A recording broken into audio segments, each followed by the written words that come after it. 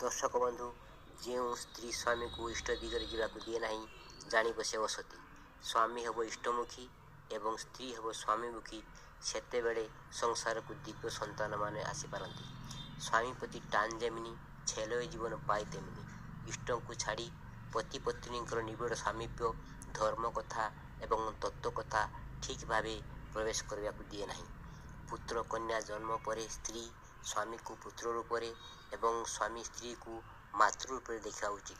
संतान आशा न रखी स्वामी सहित सहवास करने भ्रूण हत्या सहित सामान।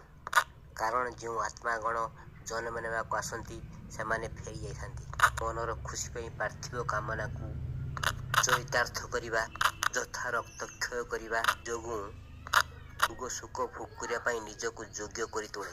ठाकुर कहते परम पिता रक्त प्रवाह तुम शरीर प्रवाहित होउछि तार गोटे बिंदु मात्र जो करवा ठीक नुहे।